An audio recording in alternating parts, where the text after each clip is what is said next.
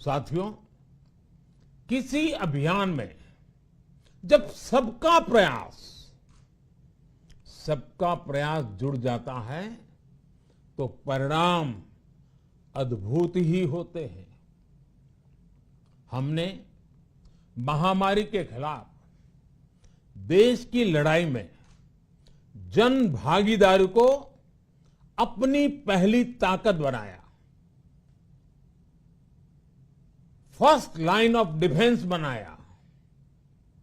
देश ने अपनी एकजुटता को ऊर्जा देने के लिए ताली थाली बजाई, दिए जलाए। तब कुछ लोगों ने कहा था कि क्या इससे बीमारी भाग जाएगी, लेकिन हम सभी को उसमें देश की एकता दिखी, सामूहिक शक्ति का जागरण दिखा। इसी ताकत ने कोविड वैक्सीनेशन में आज देश को इतने कम समय में 100 करोड़ तक पहुंचाया है। कितनी ही बार हमारे देश ने एक दिन में 1 करोड़ टीकाकरण का आंकड़ा पार किया है।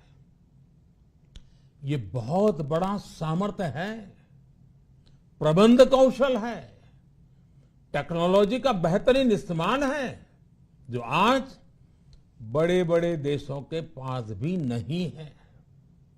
साथियों, भारत का पूरा वैक्सीनेशन प्रोग्राम विज्ञान की कोख में जन्मा है,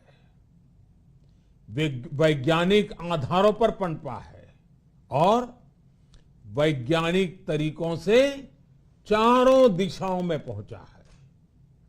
हम सभी के लिए गर्व करने की बात है कि भारत का पूरा vaccination programme science bound, science driven और साइंस बेस्ड रहा है। वैक्सीन बनने से पहले और वैक्सीन लगने तक इस पूरे अभियान में हर जगह साइंस और साइंटिफिक अप्रोच शामिल रही है। हमारे सामने चुनौती मैन्युफैक्चरिंग को लेकर भी थी, प्रोडक्शन को स्केल अप करने की भी थी। इतना बड़ा देश, इतनी बड़ी आबादी, उसके बाद अलग अलग राज्यों में, दूर दराज इलाकों में समय से वैक्सीन पहुंचाना, ये भी किसी भागीरथ कार्य से कम नहीं था।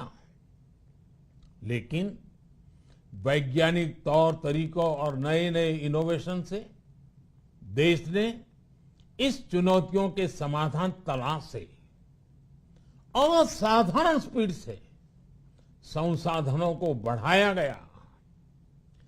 किस राज्य को कितनी वैक्सीन कब मिलनी चाहिए, किस इलाके में कितनी वैक्सीन पहुंचनी चाहिए, इसके लिए भी वैज्ञानिक फॉर्मूले के तहत काम हुआ।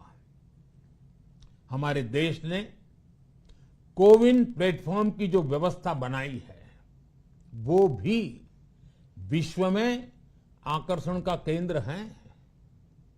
भारत में बने कोविन प्लेटफॉर्म ने न केवल आम लोगों को सहूलियत दी,